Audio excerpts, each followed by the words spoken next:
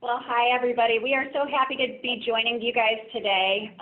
It has been a very quirky year, and yet at the same time, we are grateful for the opportunity to use the web and Zoom and features like that to reach out to new audiences and share the amazing things that we're doing here at Riverbanks.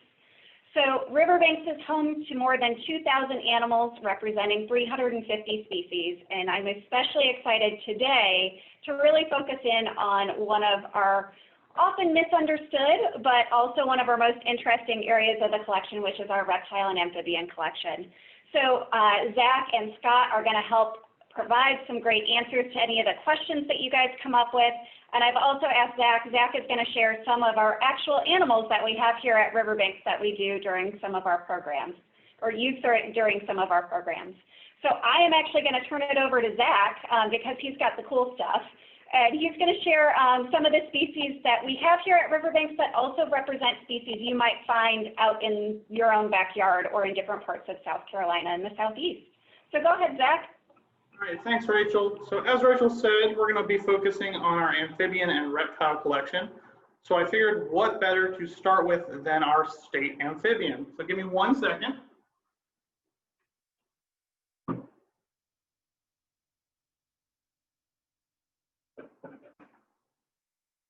So this little guy is Chester, and he is a spotted salamander.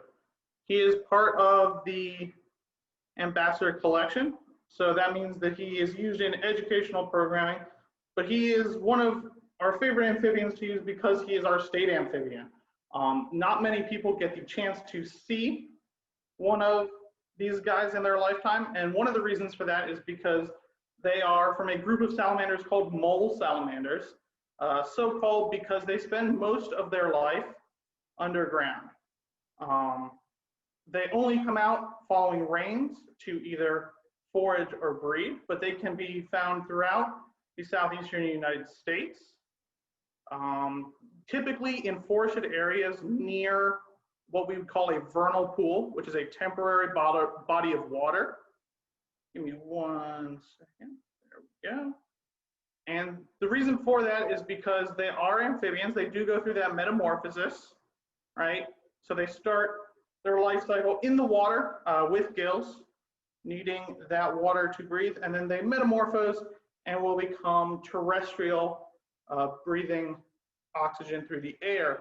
The reason they are so reliant on those vernal pools, which is that temporary body of water, is because long-standing bodies of water, such as ponds, tend to have fish in them, and fish love to eat these guys when they are small. One of the reasons you see me wearing a glove to handle is because they have semi-permeable skin. They're actually capable of taking in oxygen through their skin, but that also means that they are very susceptible to any form of chemical that comes into contact with them. They can absorb it right through their skin. So we glove and use special dechlorinated water when handling these guys. And now he's sitting still. There we go. But one of the things that is so cool about them is from a research and also a conservation point of view, they make great bioindicators, which means that whenever there are changes to an environment or a habitat, especially if those changes are chemical in nature, amphibians are often the first to show signs of suffering from those changes, so they can be used to detect when unwanted changes in habitat is occurring. All right. And I will. That's great, Zach. He is doing a great job of sitting still now. Yeah. So I'll invite any of our guests, if you guys have any questions about any of the species that we're sharing with you, please feel free to put them in that chat box. So Zach, if we do notice these out and about while we're on hikes or walks after maybe a good rain and in those vernal pools, what should we do or not do? The best thing you can do is just to leave them be, leave them alone.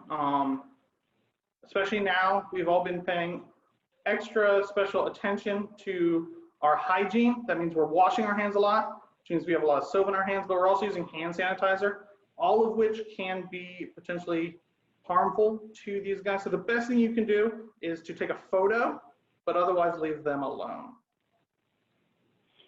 Jack, what is their typical lifespan? Yeah. Lifespan is, in human care, can be up to 25 years. So surprisingly long-lived for such a relatively small little amphibian.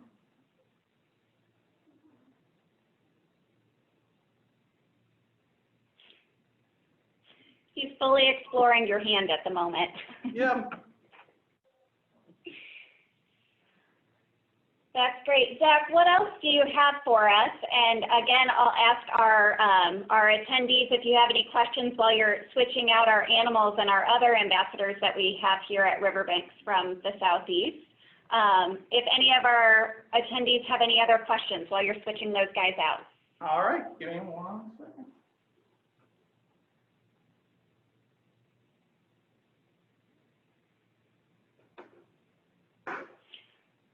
Are the spotted salamanders poisonous? And Scott, I'll defer to you on this one, on whether the spotted salamander or any salamander species we have here.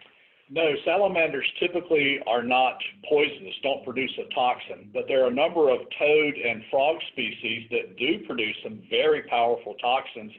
The well-known arrow poison frogs from Central and South America, and right here in the United States, cane toads, which are introduced from South America, have very powerful parotid glands on their neck that produce an alkaloid toxin that can be a lot of trouble for a dog that picks one up in its mouth. And of course, they use these toxins to protect themselves from predators, but salamanders lack those toxins.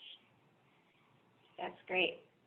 I see another question about copperheads. I'm going to let Zach, do you have our next species ready? I do. All right, we'll get to that copperhead question in just a minute. Go ahead, Zach. All right. Our next friend is Miss Samantha. She is an eastern box turtle. It is one of the most commonly seen turtles that we have here in South Carolina. Many of you may have seen them out in the woods, occasionally crossing the road. They are called box turtles because of their ability to completely pull their limbs and head into that shell, and they have a hinged plastron, which is this bottom part of their shell is called the plastron. Theirs is hinged right here. They can close that up when they are feeling threatened and completely seal themselves inside that shell. They are not the only turtle species that can do that, but most turtle species that we have here do not have that hinge, and is what is basically one of their defining characteristics. You'll also notice that their shell is particularly domed, similar to a tortoise. Like tortoises, they are one of our turtle species that aren't particularly good swimmers. They will soak in water, they'll drink from bodies of water, but they do not swim. And in fact, it is one of the unfortunate things that occasionally people trying to help these turtles take them to a local pond, and that's really not their preferred habitat. They prefer to be out in the woods. They also have a particularly good sense of direction and homing capabilities. Many people find them crossing the road and do in fact get out of their cars to help them. The best thing you can do in that case is to take them across the road in the direction that they were traveling. They were probably traveling in that direction for a reason, and if you put them where they came from, they're just going to cross the road again. I can take any questions about Samantha. I know since the age question came up, she is 42 years old this year, and they have an even longer lifespan in captivity. It's going to be, or in human care, in excess of 50 years, but she herself is 42 years old.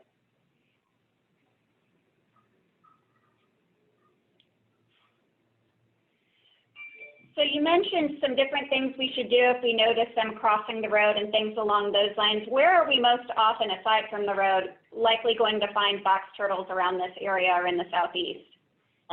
Really, they have a pretty wide range of habitats.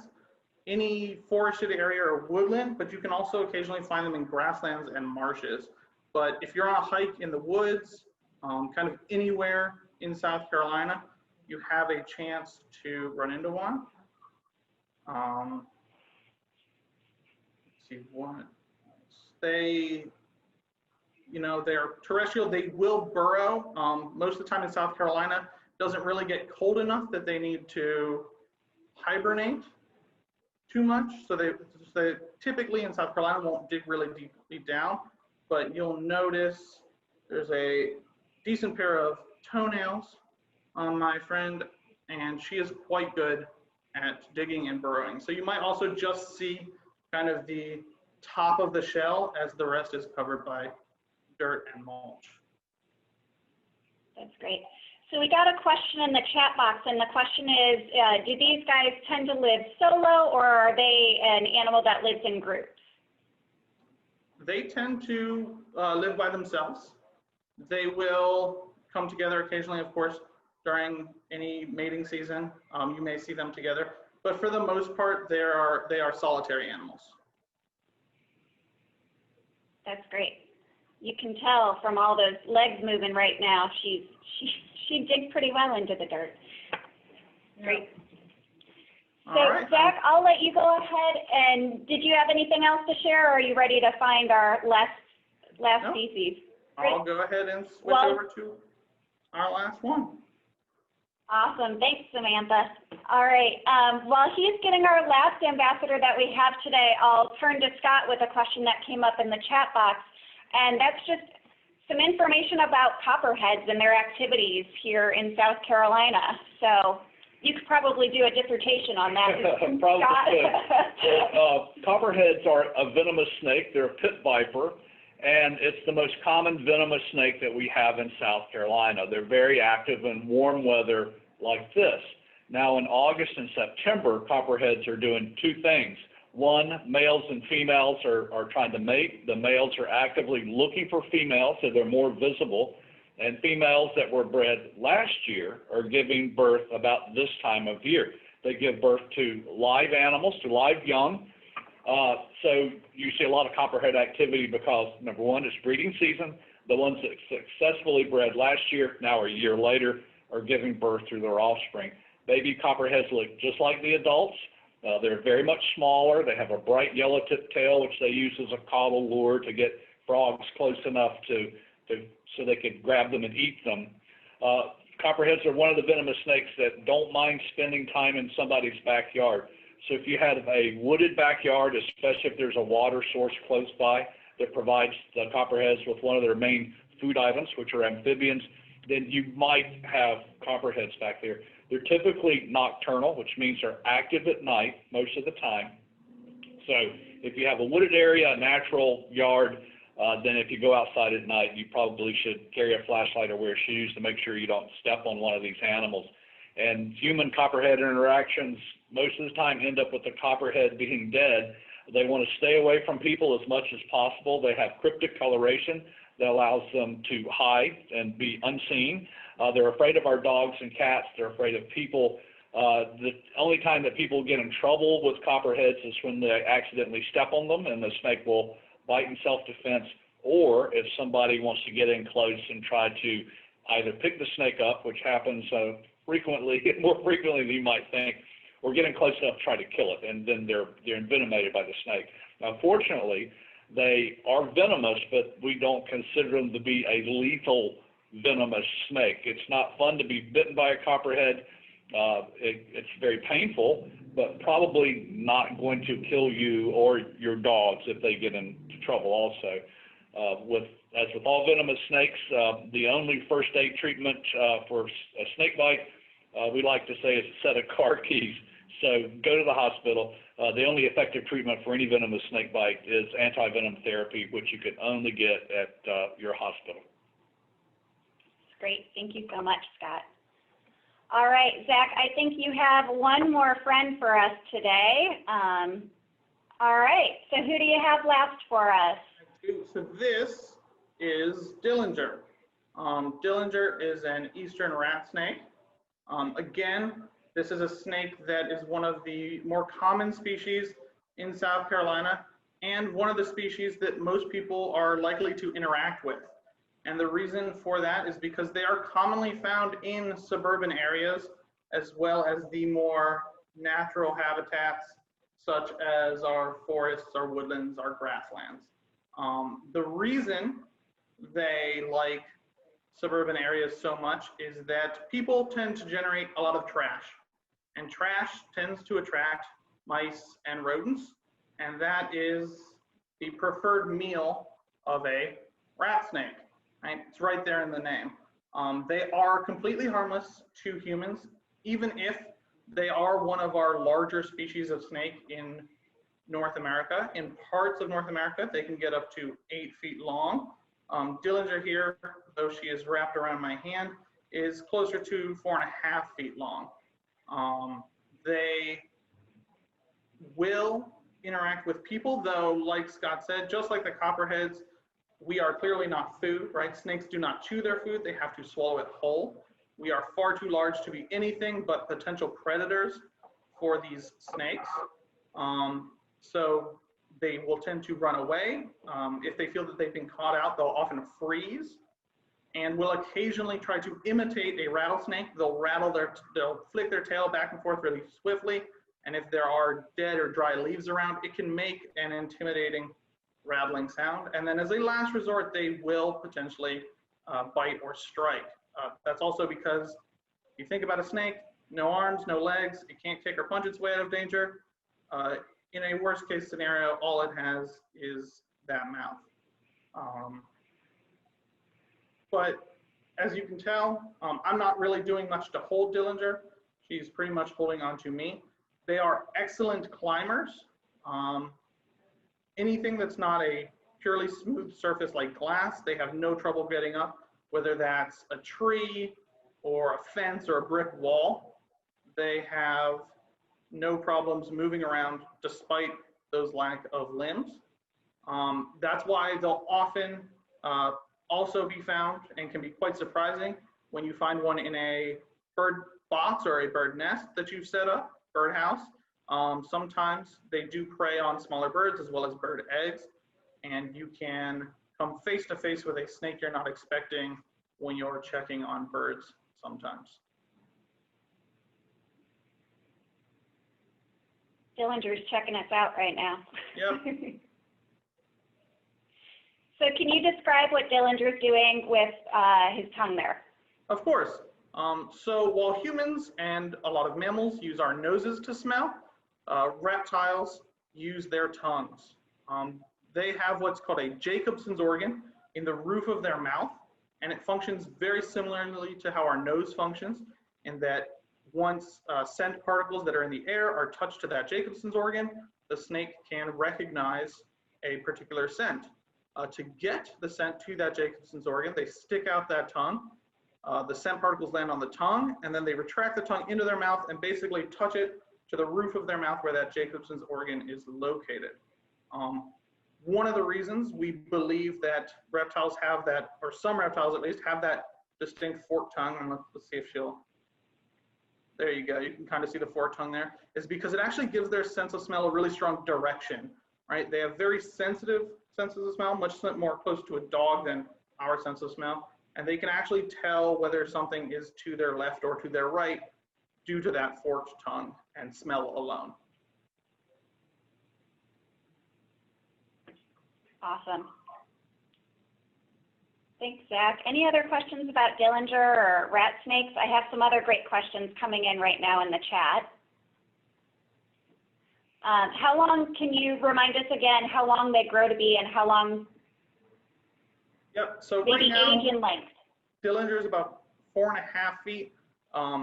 6 feet is more of a typical maximum adult size, but there have been records of rat snakes getting up to 8 feet. And about how long do they live? Oh, how long do they live? Again, in human care, they do really well. We're looking at about 25 years. Of course, human care is often, right, longer than they would live in the wild because especially in places like zoos, but also as pets. They get really good care. They don't have to worry about predators, which would include mammals, birds of prey, hawks are common predators, as well as larger snakes, particularly when they're small. They have to watch out for other snakes. Great. Yep. Well, I think I might go to some of these questions that are in the chat right now. And if Dillinger wants to hang out, great. Otherwise, feel free to put them away, Zach. But I'll send this one to Scott. Scott, what types of rattlesnakes are poisonous? Are all of them? All of them. Rattlesnakes are pit vipers. There's more than 50 different species and subspecies of pit vipers found from New England in the United States all the way down to Argentina and South America, so they have a vast range. But they're all venomous. They have different types of toxins, and they use the venom to kill prey. That's the main purpose of their venom, is to acquire food. And then secondarily, it's used as a defensive device to ward off predators. But all rattlesnakes are venomous. And Zach, just as a reminder, you're showing us a rat snake right now, which is not an example of a rattlesnake, but will imitate a rattlesnake in shaking that tail and making that rattling sound in leaves and things along those lines. Correct. A rat snake, not a rattlesnake. I would not be handling a snake like this if it were a rattlesnake.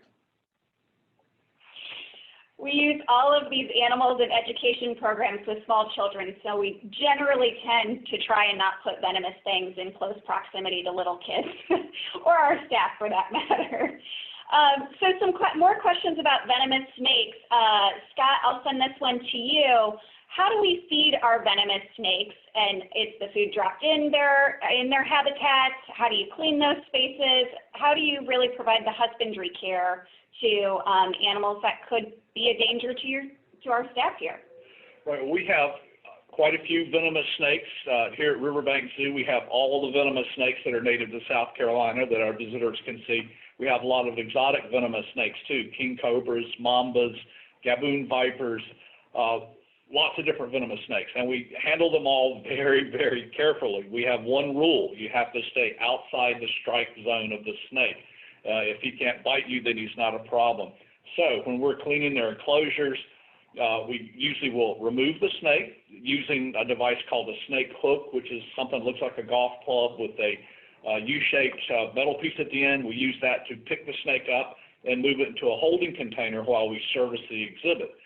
If we're feeding the snakes, and we always feed pre-killed frozen foods, so rats, mice, quail, whatever, it comes in frozen, we unthaw it. We present it to the snake with something called a clamp stick, which is a device that you can hold at one end. It can hold something at the other end like a rat, and you reach in and put it in close proximity to the snake. And now they don't have any qualms at all about eating pre-killed food. And because we have different size snakes, we have pygmy rattlesnakes that are hardly 16 inches long, use a very small snake hook or a clamp stick. And we have king cobras and mambas where we have to be 4, 5, 6 feet away from them. So then we have very long devices to use to manipulate the animals and present their food. Great. Have any of our snakes ever been used, our venomous snakes, to extract venom that might have been used in research or anti-venom, or is that? Yes, it's not something that we do a lot. We have done it in the past. To extract venom from a snake is, as you can imagine, very stressful for the snake. So that's something that we don't typically want to do. But many years ago, we were doing research on the venom composition of canebrake rattlesnakes that are found here in South Carolina. We thought that some of them might have an extremely neurotoxic venom, which is important in terms of medical care if somebody's bitten by one of these rattlesnakes. And sure enough, we found that the canebrakes in South Carolina, some of them are we call type A. They're about 23-24% neurotoxin that makes them a very dangerous snake. And that was discovered in part by some of the venom that we were extracted from some of our snakes here and then sent them to a university for research. But milking snakes is something that we very rarely do. We haven't done it in more than 20 years. And again, we don't want to do that because it's very stressful and can be dangerous for the snake as well as the person that's trying to extract the venom. So lots more questions about venomous snakes, and why not? Because they're really cool. So how many different species of venomous snakes do we have here at Riverbanks? Well, we probably have about 20 or so different species of venomous snakes all told, and we have lots of individual animals. Like I said, we have all of the snakes that are found here in South Carolina, Copperheads, their first cousins, cottonmouths or water moccasins. We have diamondback rattlesnake, the largest rattlesnake in the world. We have Carolina pygmy rattlesnake, the smallest rattlesnake in the world, the canebrake rattlesnakes I was just talking about, and the only elopid, which is in the cobra family, found in North America, which is the coral snake. And in addition to that, we have a number of exotic venomous snakes from Africa, from Southeast Asia for our visitors to see, like king cobras, which we do a lot of work with. We support conservation with king cobras in the wild. We produce king cobras here to send to other zoos for display. The largest venomous snake in the world that could be up to 18 feet long. Our king cobras are about 14 feet long, which is quite large. We also have green mambas from West Africa. We have gaboon vipers and rhinoceros vipers. We have Mangshal mountain vipers. We have some rare vipers from Eastern Europe that are in need of some conservation work. So we have a very diverse venomous snake collection.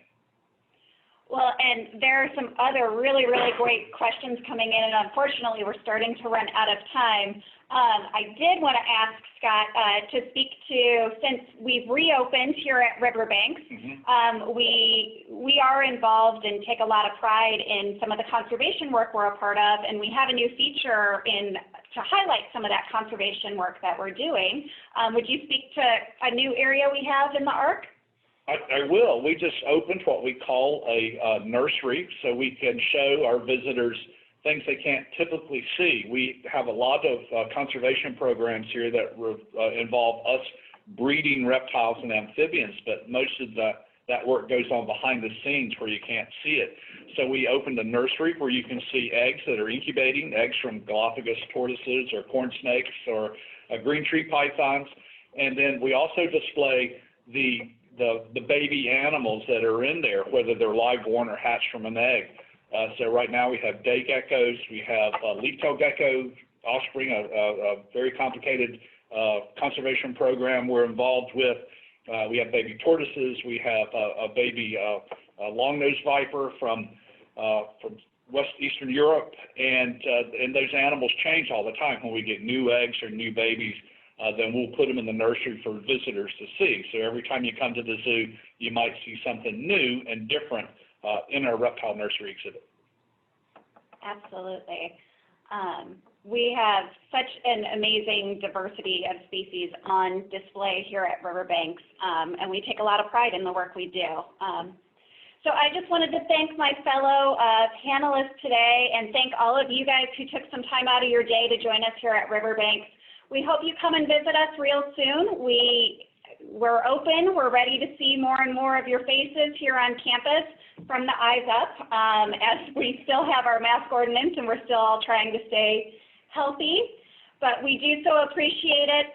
Come out and visit. If you have additional questions we weren't able to get to today, you can submit those to education@riverbanks.org and we will get an answer to you, or you can submit them on our Facebook page and Messenger there. Thank you guys so much. Thanks so much, Rachel, Zach, and Ross. We appreciate your time. Zach and Scott, excuse me. We appreciate your time and really enjoyed learning more and seeing all of the animals today. So thank y'all. Absolutely. Have a good day. Thank you guys so much.